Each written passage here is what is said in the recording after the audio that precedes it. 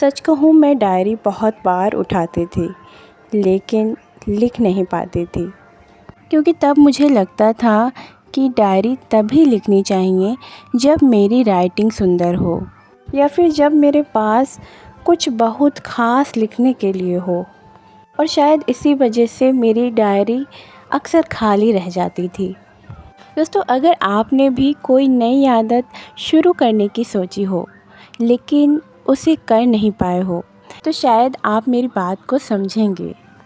मैं अपनी बात करूँ तो मैं बचपन से ही लिखना पसंद करती थी, कभी कागज़ पर, कभी कॉपी पर, कभी बस अपने मन की बातें। लेकिन डायरी मेरे लिए हमेशा एक अलग चीज़ थी। मुझे लगता था कि डायरी में सिर्फ़ अच्छी बातें लिखी जाती हैं।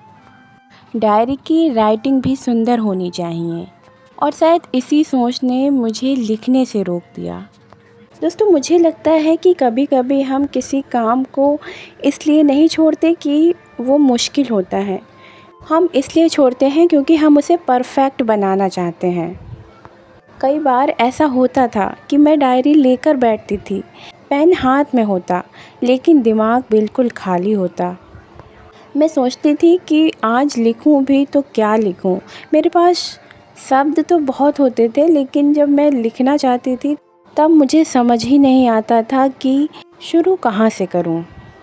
और फिर मैं अपनी डायरी को बंद कर देती थी और फिर खुद से कहती थी कि कल लिखूंगी, कल ट्राई करूंगी। लेकिन वो कल बहुत दिनों तक नहीं आया।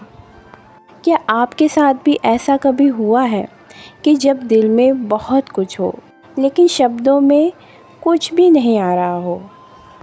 लेकिन पता नहीं क्यों मेरे अंदर एक छोटी सी उम्मीद थी।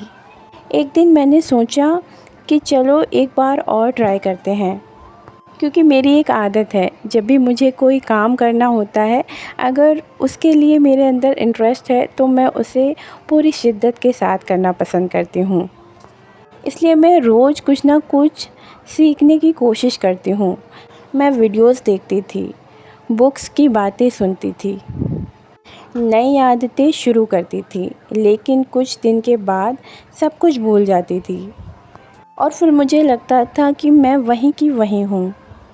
धीरे धीरे मैंने महसूस किया कि सिर्फ सीखने से ज़िंदगी नहीं बदलती, जो सीखा है उसे याद रखना और जीना भी पड़ता है।